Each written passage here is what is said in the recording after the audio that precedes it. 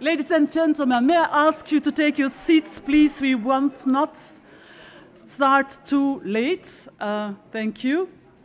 And I want to invite the president of KBC as the first speaker, Mr. Thomas Leijzen.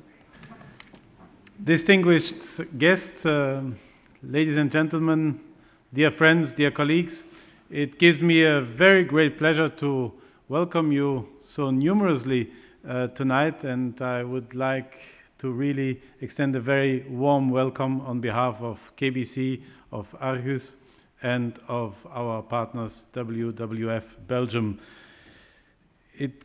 I would like also to give a very special welcome to those who have to follow the proceedings of tonight in another room. We thank you for your comprehension. We are a little bit overwhelmed by this massive response, but we are certainly very happy about it. It is indeed really gratifying that so many people have gathered here tonight. It shows real public concern for biodiversity. It also demonstrates your commitment to the difficult struggle of Emmanuel de Merode and his courageous team of ICCN for the conservation of the Virunga Nationaal Park, Africa's first national park, and the UNESCO World Heritage Site, as many of you know, since 1979. WWF is actively involved in the protection of Virunga, and later this evening you'll learn more about it. So it was rather self-evident that when the idea came up to organize this evening, we at ARGUS invited WWF to prepare this event together. So thank you and welcome on behalf of all of them.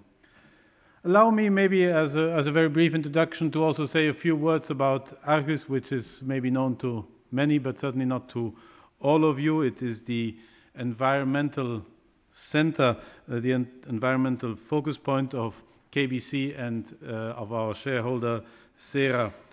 It is an independent, and I stress independent, non-profit organization that was created actually back in 1970, so at the very beginning when environmental consciousness came to the forefront of public attention. So ARGUS and its predecessor at that time, Stichting Leefmilieu, were really among the pioneers in this respect. So it's since more than 40 years that our group in its various shapes has supported this initiative to have this independent expertise center, this independent forum for environmental and sustainability matters.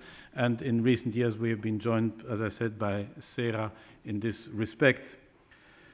ARGUS wants to contribute to a more sustainable society by organizing or by supporting a wide number of initiatives and projects that are all focusing on topics of an environmental nature, around biodiversity, and more generally about sustainable development.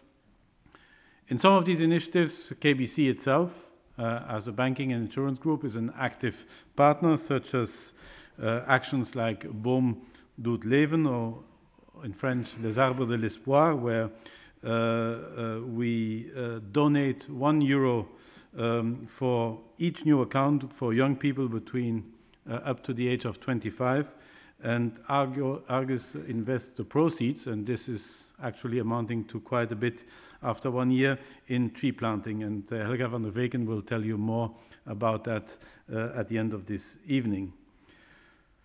The support of ARGUS is only one of the initiatives in KBC's broader approach to societal responsibility. It is part of a broader quest to restore societal trust in our institution after the financial crisis, and it is part of a broader quest to create more sustainable value as a financial institution. It is an approach that we have intensified in the last year. We are reporting about it in our report to society, which was published as a premiere for the, I think, European banking sector last year the first time. It's coming up in a few months' time again, the second report to society, where we address all the issues which we, from a business and from a broader financial perspective, think are important to society to know about what we do, how we tackle with difficult issues. But that's enough about KBC for now.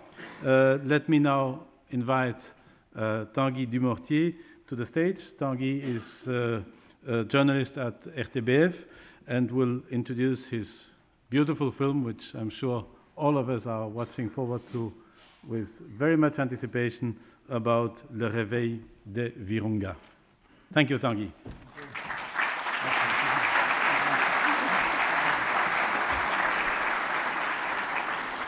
Well, just a few words. I want to disappear, not because of my very bad English. After spending 1 month in France, I can assume it. So I want to disappear because my job is not to be here to talk with you and to talk about Virunga. I think that some guys like Emmanuel can do it better than me. I'm here to show my films, and that's my job. And this is just a small part of our documentary with Les Trésors de l'Est, to show you the very beautiful site of the National Park of the Virunga, but also of Garamba, etc. This short film will show you the beautiful side of the Virunga and the dark side of the Virunga. For me, and naturally for everybody who go there, the true heroes of the park are the rangers and Emmanuel. And thanks to you. Thank you. Welcome to Virunga Nationaal Park, a crown jewel of unequaled natural riches in Africa and in the world. To the north of the park, the snow-covered Ruwenzori Mountains. To the south, the lava lake of Nyiragongo, which is in constant ebullition. Between these two extremes spread great savannas where herbivorous herds roam and where mountain forests lie with their last mythical inhabitants, the mountain gorillas. Frank. These men have attended and passed the test of several months' training.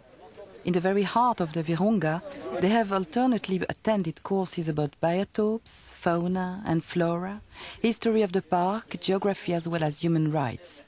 The majority of the instructors are experienced guards or Belgian specialists. And these men will soon be ready for their future job in the field, namely to protect the park and arrest poachers. If the park wants to survive, it must lean on local people and on tourism, provided the population enjoys the economic benefits. Tomorrow, tourism, combined with the guard sacrifices, will contribute to the survival of one of the most beautiful national parks of the planet.